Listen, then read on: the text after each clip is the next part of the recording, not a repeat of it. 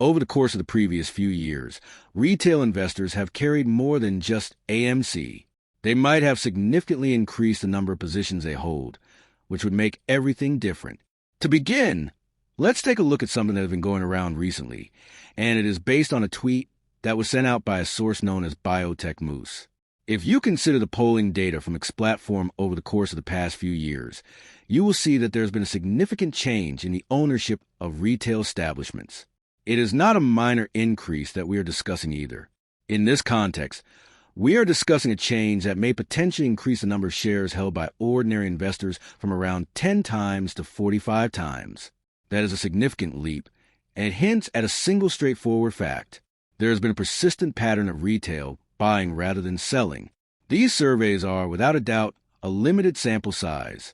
Some have received a few hundred votes, 300 here, 400 there, and even a few thousand or more on occasion. That is a negligible amount when compared to the overall number of stockholders of AMC. On the other hand, despite this limitation, the pattern is quite readily apparent. The majority of individuals are expressing the same sentiment. No one has purchased them. Over the course of time, they have, in fact, added additional shares. As an illustration, a significant proportion of voters reported having between 1 and 9,999 shares. The fact that more people are selecting higher share brackets when similar polls are rerun many months later is much more intriguing than the fact that the surveys themselves are similar.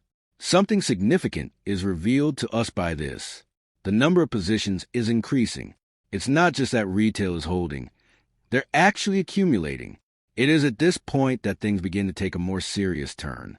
For the reason that if retail ownership continues to increase at this rate, it raises doubts about the number of shares that are truly in existence as opposed to the number that are being exchanged.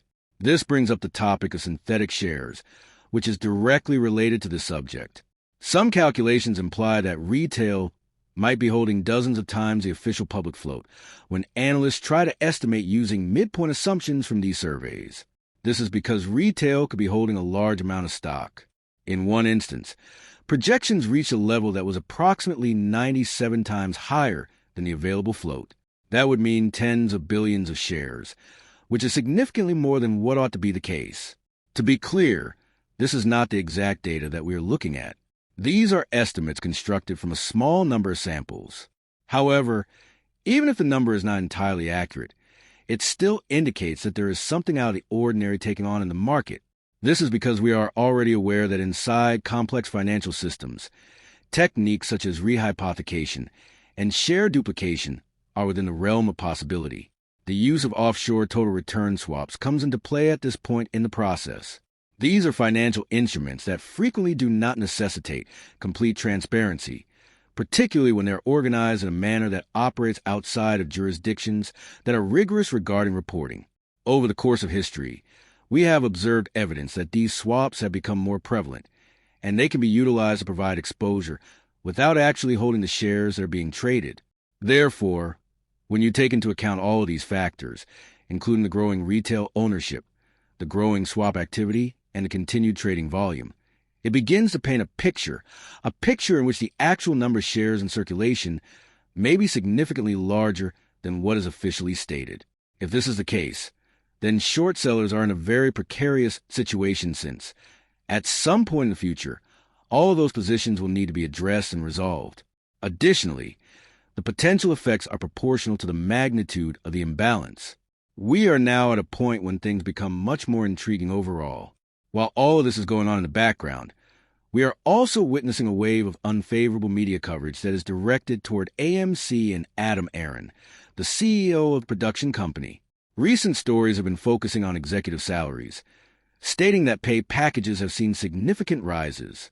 However, they frequently fail to explain the structure of those numbers, which is a significant topic. For instance, a significant amount of CEO compensation is contingent upon the performance of the company's stock. On the other hand, when the stock price decreases dramatically, the majority of such compensation is paper worth. The money that is being taken home is not actual cash.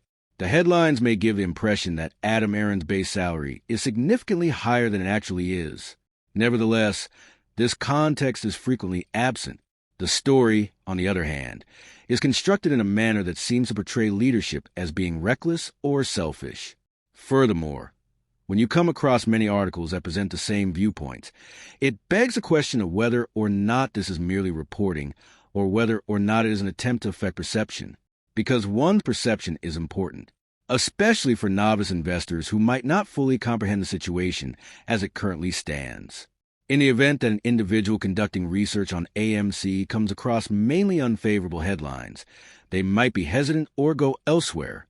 The first layer is that trading based on algorithms constitutes the second layer. Numerous institutional systems perform automatic analysis of newly expressed sentiment. These systems may take the presence of unfavorable articles that are continuously related to a stock as a bearish signal and modify their positions accordingly if they determine that this is the case. Indeed, even headlines that are unconnected or inaccurate can have a significant impact on the market. In addition, we have witnessed instances in which unrelated unfavorable news is presented alongside coverage of MC, so causing confusion and perpetuating a negative mood. This occurs even when the article in question has nothing to do with AMC's actual business operations. At this point, let's move on to something that is more fundamental. Where does the company stand in terms of its own internal operations? The collaboration that AMC has formed with Netflix is one of the most significant developments. Certainly, the same corporation that many people anticipated would eventually take the place of theaters is now collaborating with them. Moreover, not in a just minor manner, they are moving toward a concept of theater first release for certain films, particularly important titles such as Narnia, which is anticipated to have a theatrical release window that spans the entire world. This is a significant change. The fact that theaters continue to play an important part in the entertainment ecosystem is demonstrated by this fact, which indicates that streaming alone is not sufficient. In addition, AMC is one of the most significant companies in the globe when it comes to theater networks. Consequently, if the industry as a whole gains, AMC will benefit even more, particularly due to the fact that it possesses one of the largest screen networks and continues to invest in premium platforms. Furthermore, throughout the course of the past few years, the organization has already begun to implement significant structural adjustments. Over 200 locations that were not operating well have been shut down. They have concentrated on strong markets. They have lowered costs, and they have worked to pay down debt. This is not the same AMC that existed many years ago. This company is more streamlined and focused on its operations. In addition, we are witnessing a continuation of the outstanding box office performance. The number of people going to the cinemas has increased by millions. The performance of major releases is satisfactory. It is also crucial to note that labor disturbances, such as strikes in the business, are no longer a significant danger at this time. It is because of the steadiness that the box office continues to expand constantly. The cumulative effect of all of these factors is what many people refer to as a snowball effect, in which momentum accumulates over time. Releases that are of greater quality result in more attendance, which in turn results in increased revenue, which in turn enhances financial stability, and so on. At the same time that this is taking place, we are also witnessing fascinating swings in equities that are tied to this, such as GameStop. In spite of the fact that they are two entirely distinct firms, AMC and GameStop frequently exhibit price behavior that is comparable. As a result of market pressure, they react in a manner that is comparable to rising and falling together. Consequently, this has given rise to the hypothesis that they might be connected by means of intricate financial transactions such as basket swaps. The pattern is difficult to ignore, despite the fact that this is not